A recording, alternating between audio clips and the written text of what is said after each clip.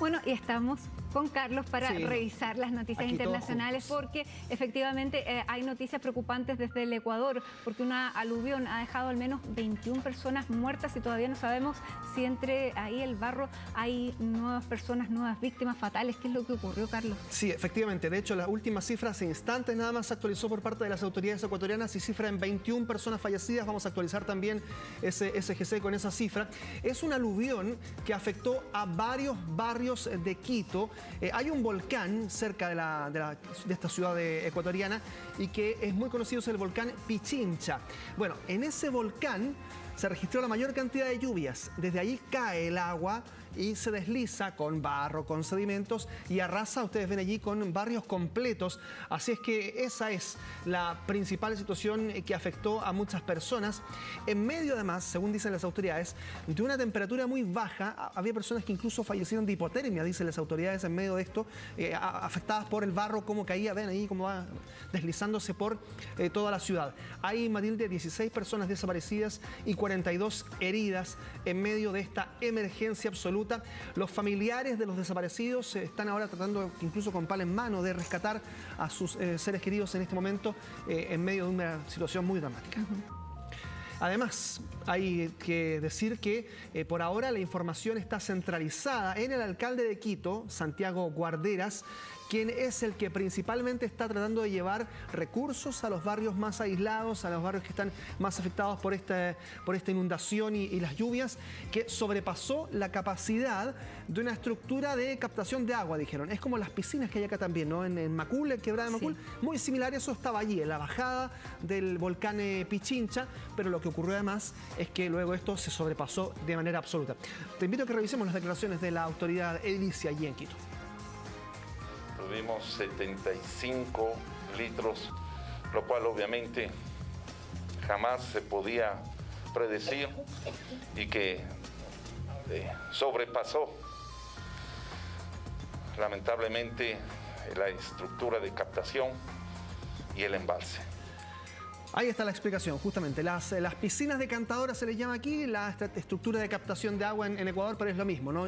Busca impedir que haya aluviones de este tipo, se vio colapsado. Además, esa agua luego cayó en grandes cantidades sobre una cancha de fútbol donde había personas que estaban jugando. Parte de los deportistas que estaban allí son un grupo de víctimas allí en Ecuador, lo que es lamentable.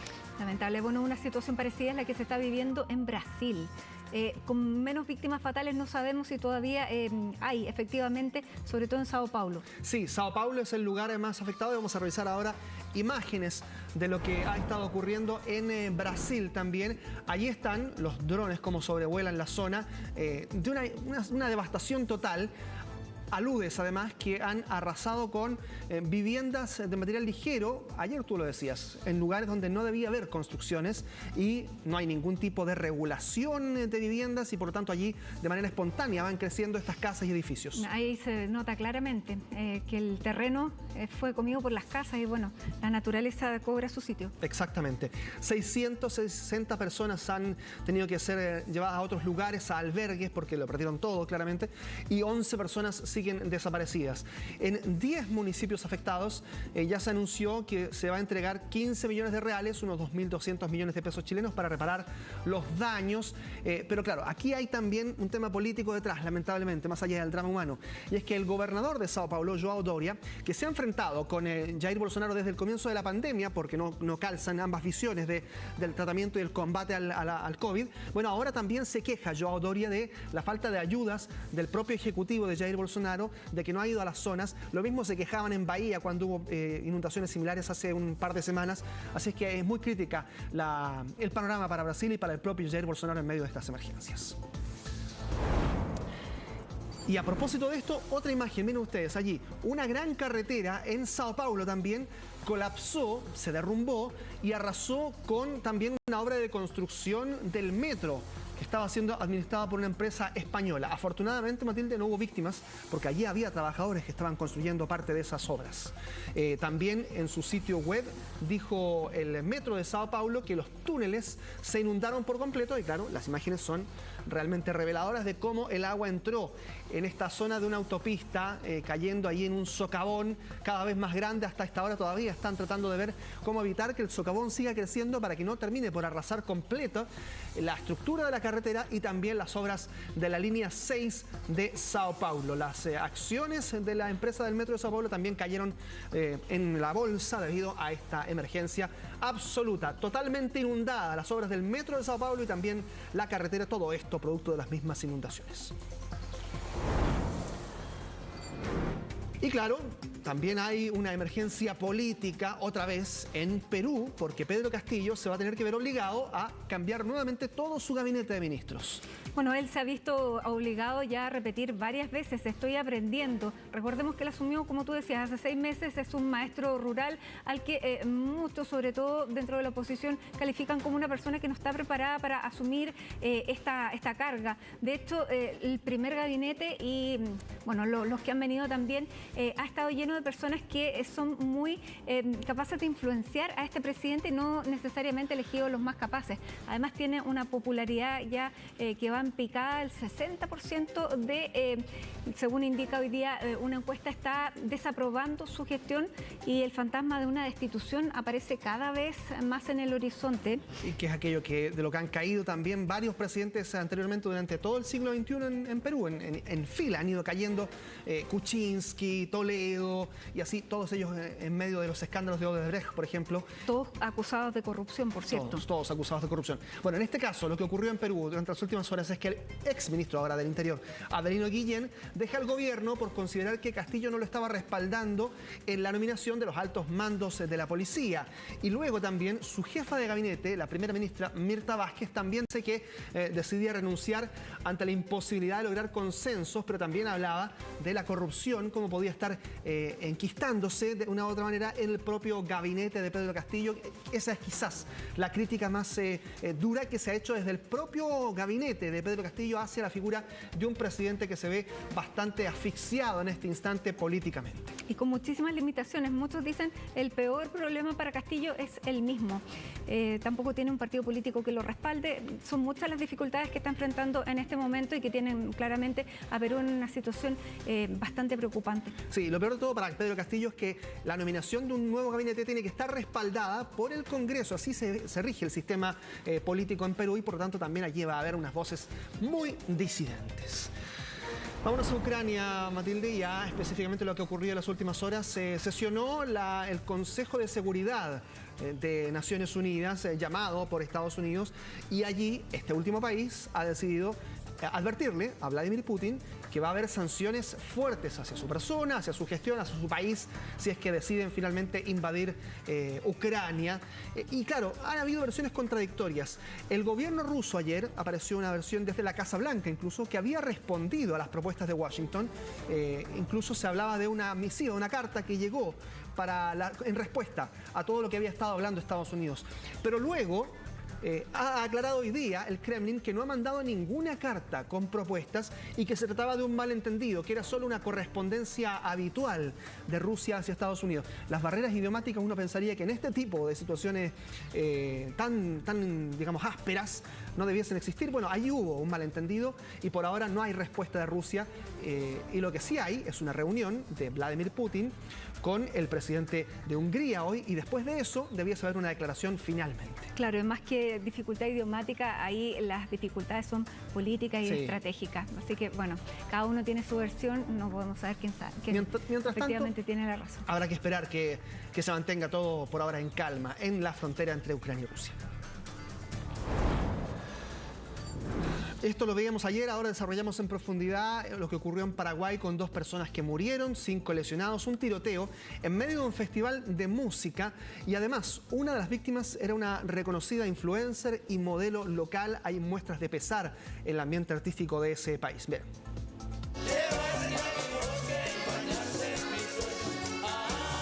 Comenzó como un festival más durante este verano en Paraguay, bandas musicales y miles de asistentes, pero más tarde el público sería testigo de una balacera.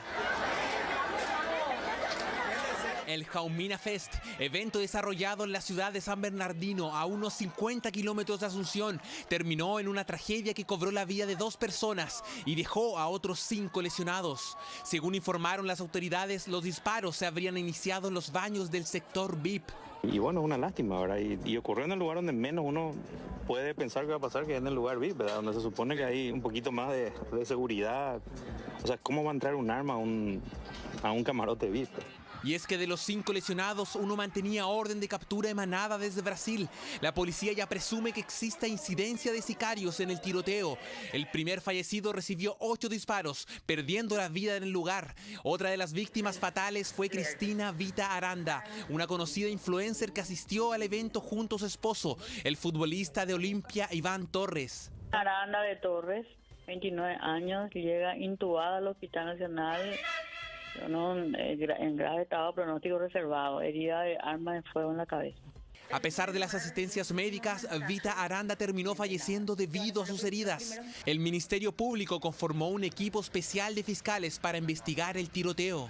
Ese era un lugar donde había mucha circulación de personas, puesto que estaban los baños públicos, como también era un lugar de expendio de bebidas. Tragedia en un festival de verano.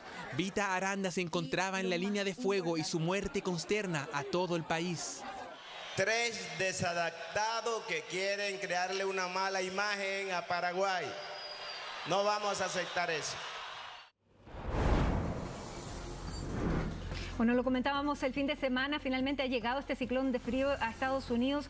Durante los últimos días hemos visto nevadas impresionantes, sobre todo en la costa este. Boston ha estado bajo la nieve y claramente esto sigue. Vemos los aeropuertos que han debido cancelar muchísimos vuelos, Carlos. 1.400 en total, lo que ustedes entenderán que multiplicado por la cantidad de pasajeros son decenas de miles de pasajeros los que están varados en este instante en el aeropuerto de Boston, pero también ocurre en otras ciudades, especialmente de la costa este, ¿no?, de Estados Unidos, en Nueva York, también allí en Filadelfia. Hay varios otros aeropuertos que están con problemas por la nieve. 60 centímetros de nieve solo en Boston. En esas imágenes que ustedes están viendo, las barredoras no dan abasto, más allá de que sean industriales, que sean gigantes, no dan abasto con la cantidad de nieve que cae sobre Estados Unidos.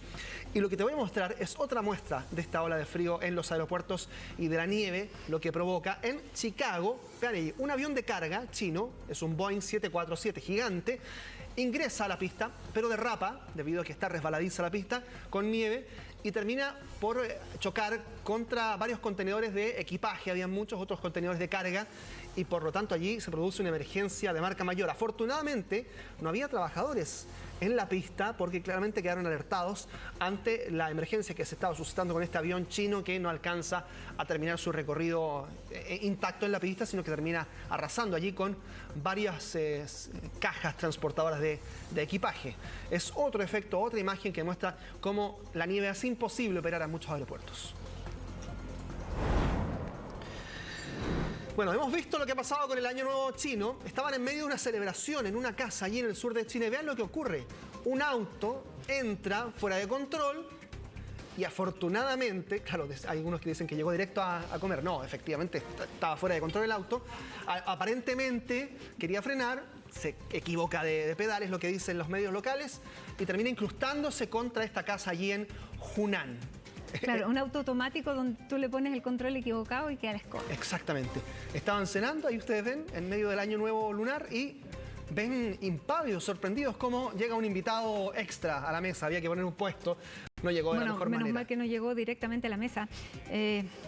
Claro. Y esto, claro, en medio de un día bien especial, porque lo hemos dicho, el Año Nuevo chino, comienza el Año del Tigre y mira cómo llegó. Sí, mal. Bueno, ya se dijo, estaba aprendiendo a manejar, es lo que dicen los medios locales en Hunan, China, y por eso es que confunde el pedal, termina acelerando hasta llegar al incrustarse en esa casa. Una forma bastante sui generis de terminar la cena del Año Nuevo lunar. Esto es bien preocupante, Matilde. Una información de la Organización Mundial de la Salud que alerta que de millones de toneladas de desechos sanitarios que ha dejado la pandemia, hay allí muchísimos que no van a terminar por ser tratados. Es la contaminación secundaria de todos esos residuos toxicológicos, jeringas, las mismas mascarillas, ¿no? Y que producen gran cantidad de desechos. Así es, desechos también biológicos. Bueno, es una carga con la que finalmente vamos a tener... Mira, eso es solamente plástico. Muy preocupante. Exactamente. Muy inquietante la información que entrega la OMS. Y esto es un cohete Falcon 9 de la empresa SpaceX que despegó el lunes desde Cabo Cañaveral, pero en medio de esta información surge este otro video que ustedes están viendo allí y que es la proyección de un cohete que fue lanzado el año 2015 y que está actualmente en trayectoria y que podría incluso impactar en la Luna porque está fuera de control. Es un cohete de 4 toneladas y que el 4 de marzo, dicen, podría incluso estar impactando la Luna. Es decir, cumpliría parcialmente nada más con su misión porque llega a la superficie del satélite natural, pero no llega de la mejor manera. No, bueno, y esto es súper preocupante porque son los desechos que puede dejar esta carrera espacial, esta conquista del espacio que claramente no está regulado, va a caer en la cara oculta de la Luna. Vamos a ver si podemos tener, me imagino que sí, cuál va a ser el impacto de esta, entre comillas, basura cósmica. Sí, el otro cohete, el que despegó ayer de SpaceX, sí tiene todo controlado para cumplir con su misión, que es reportar actividades, satélites y otras tecnologías. Mientras tanto, hay un grupo de astrofísicos que detectó un objeto nunca antes visto en la Vía Láctea, un cuerpo giratorio de 4.000 años luz de distancia a la Tierra y que se caracteriza por emitir grandes cantidades de energía. Fue descubierto a través de un telescopio ubicado en Australia, en la zona desértica. Ustedes saben, nos decían, hay una gran cantidad de observatorios debido a la geografía que es beneficiosa para la observación espacial y los expertos allí en Australia dicen que el cuerpo se enciende y apaga como los pulsares de otros cuerpos en el universo. Cada 18 minutos va emitiendo esta luz casi como si fuera un reloj, lo que claramente es distinto a la actividad que uno ve en el espacio regularmente. Mucho más constante este destello que hace este elemento, así es que, según un comunicado de radioastronomía, habrá que estudiarlo con detalle su actividad y también la luz que emite cada 18 minutos. Bajamos a la Tierra. ¿Y de qué manera? Sí, con un almohadazo. ¿Por qué? Porque este ya es un deporte que dicen va a ser olímpico de aquí en más. ¿Quieren que sea olímpico? Sí, es el deseo de los organizadores de este torneo de guerra de almohadas. ¿Quién no ha hecho una guerra de almohadas en su casa, no? Pero no con esta niños, violencia, fíjate. Y no con tanta regla tampoco. Claro, no, mira. ¿Un almohadazo de eso? ¿Cómo te deja? Sí, esto ocurrió en Florida, un campeonato donde buscan hacer profesional este deporte de combate con los primeros y primeras campeonas de este evento que además se transmitió por televisión con pay-per-view. La gente pagó por ver este evento con 16 hombres y 8 mujeres. Cada competidor recibió una almohada especial. Una brasileña fue la ganadora en mujeres y en los hombres el estadounidense Holly Tillman. Así es que ahí están los ganadores que se llevaron $5.000 y el cinturón del campeón y campeona del almohadazo. Claro, quieren que sea este deporte olímpico reemplazando, fíjate, a la equitación. Vamos a ver si esto ocurre finalmente. Claro.